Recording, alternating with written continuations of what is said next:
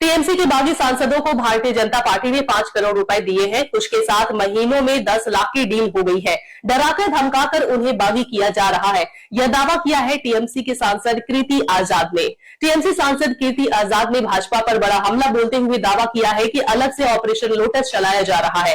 कीर्ति आजाद का आरोप है कि टीएमसी के सांसदों और नेताओं पर अलग अलग तरह का दबाव बनाया जा रहा है, ममता से अलग किया जा रहा है। उन्होंने कहा है कि कुछ सांसदों को पार्टी छोड़ने के लिए 5 करोड़ रुपए तक का ऑफर दिया गया है, जबकि कुछ के साथ हर महीने 10 लाख रुपए की डील हुई है।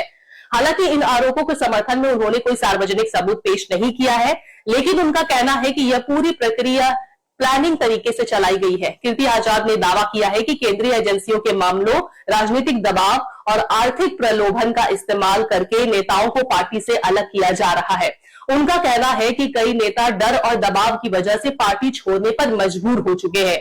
उन्होंने बागी सांसद यूसुफ पठान का नाम लेते हुए कहा है कि उन पर भी काफी दबाव बनाया गया था। कीर्ति आजाद का दावा है कि यूसुफ पठान ने खुद उन्हें बताया था कि किस तरह लगातार प्रेशर बनाया जा रहा था, जिसकी वजह से उन्हें बागी खेमे में जाना ही पड़ा। शालिनी घोष से लेकर भी कीर्ति आजाद ने सवाल उठाए हैं। उन्होंने कहा है कि शालिनी घोष पार्टी की सबसे भरोसेमंद नेताओं में से एक मानी जाती थी। ममता बनर्जी जहां नहीं पहुंच पाती थी, वहां शालिनी घोष पार्टी का चेहरा बनकर प्रचार करती थी, लेकिन अब उनका बागी खेमे में जाना कई बड़े सवाल करता है। कीर्ति आजाद का आरोप है कि कुछ मामलों में दबाव बनाकर उन्हें भी इस रास्ते पर लाया गया है।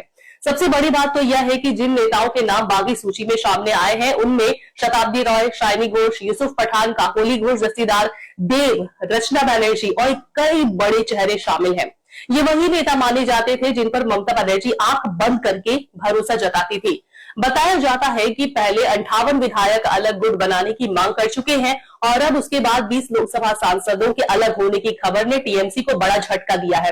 अगर यह स्थिति आगे भी जारी रही तो ममता बनर्जी की राजनीतिक ताकत पर इसका काफी असर पड़ सकता है, टूट सकता है।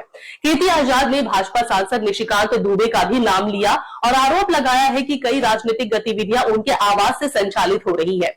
हालांकि भाजपा इन सभी आरोपों को खारिज कर रही है और इन्हें टीएमसी की अंदरूनी कलह का नतीजा बता रही है।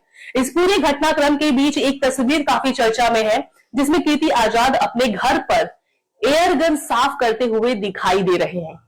उन्होंने कहा है कि सुरक्षा हटाए जाने के बाद अब वह अपनी सुरक्षा खुद कर रहे हैं और किसी की भी दबाव या धमकी से डरने वाले नहीं है। फिलहाल बंगाल की राजनीति में उठे इस सियासी तूफान ने सभी का ध्यान अपनी ओर खींच लिया है। सवाल यही है कि क्या टीएमसी इस संकट से उबर पाएगी या बीजेपी का यह बगावत सिलसिला आगे भी और बड़ा रूप लेगा।